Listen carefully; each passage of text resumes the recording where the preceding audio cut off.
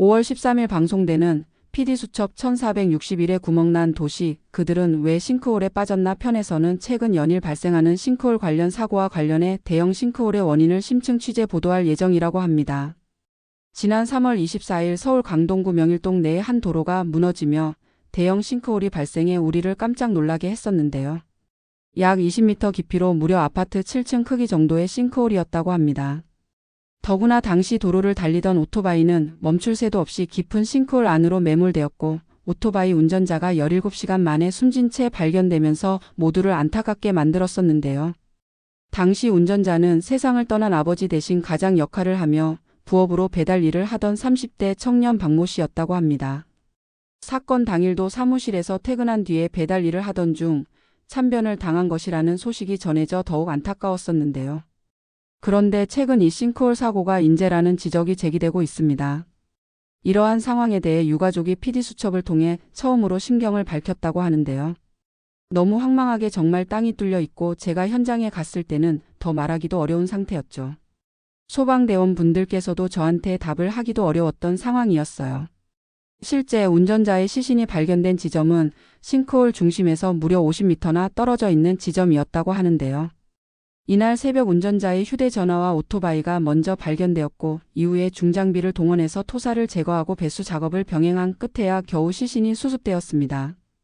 당시 소방 관계자는 물과 토사가 뒤섞인 상태였고 인근 공사장 중장비가 엉켜 있어 구조 작업이 쉽지 않았다며 구조 지연의 배경을 설명했었는데요.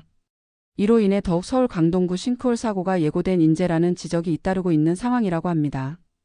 무엇보다 인재라고 하면 사전에 막을 수 있었다는 의미이기도 한데요. 제작진은 취재를 통해 싱크홀 발생 장소 인근 자영업자들을 포함해 학회, 공사 관계자 등이 싱크홀 전조 증상을 이미 서울시에 알렸다는 사실을 밝혔다고 합니다. 하지만 많은 이들의 경고에도 대책 없이 싱크홀 사고가 발생하고만 것인데요. 한편 부산 사상구 한 도로에서는 2023년부터 2025년 4월까지 무려 14번의 싱크홀이 발생했다고 합니다.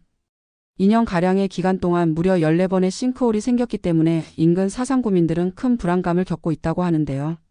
사상구에서 공장을 운영하는 김영학 씨 역시 해당 도로에서 8m 깊이의 싱크홀에 트럭이 빠지는 사고를 겪었다고 하네요. 당시 김 씨의 피해액은 트럭에 실려있던 물품값을 포함해 무려 1억 원이었다고 하는데요.